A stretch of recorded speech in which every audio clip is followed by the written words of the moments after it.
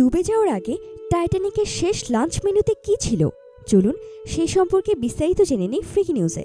14 April 2012 ওই দিনই যে শেষ মধ্যাহ্নভোজ হবে সেটা ভাবতেই পারেনি টাইটানিকের প্রথম শ্রেণীর অন্যতম জীবিত যাত্রী আব্রাহাম লিঙ্কন সলোমন।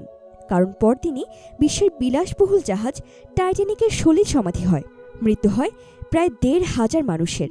তবে বেঁচে গিয়েছিলেন প্রথম শ্রেণীর যাত্রীদের অনেকেই, তাদেরই একজন এই সলোমন। সম্প্রতি তার কাছ থেকে টাইটানিকের 14 এপ্রিলের শেষ মধ্যাহ্নভোজের একটি মেনু পাওয়া গিয়েছে। তার সঙ্গে ওই ভোজের আসরে ছিলেন আরও এক যাত্রী, তিনি আইজ্যাক জেরাল্ড ফ্রয়েন্থাল। কিন্তু কি ছিল মেনুতে?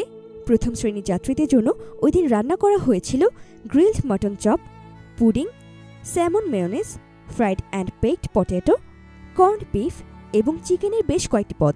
মেনুতে দিনটিরও উল্লেখ রয়েছে। সম্প্রতি ওই মেনু কার্ডে নিলাম হয়েছে অনলাইনে। একই সঙ্গে ওই দিন নিলাম হয়েছে টাইটানিকের এক যাত্রীর চিঠি এবং ওজন যন্ত্রের একটি টিকিট। টাইটানিক ডুবে বহু যাত্রীর প্রাণ হারানোর পর একটি বিতর্কিত খবর সামনে আসে। বিত্তবান যাত্রীরা জাহাজের কর্মীদের ঘুষ দিয়ে লাইফবোটে নিজেদের প্রাণ বাঁচিয়েছিলেন। তাদের মধ্যেই কি ছিলেন এই সলোমন? তা নিয়ে অবশ্য কোনো স্পষ্ট সূত্র পাওয়া যায়নি। ভিডিওটি ভালো লাগলে লাইক করতে এবং কমেন্ট করে আপনাদের মতামত আমাদের সাথে শেয়ার করতে ভুলবেন না কিন্তু।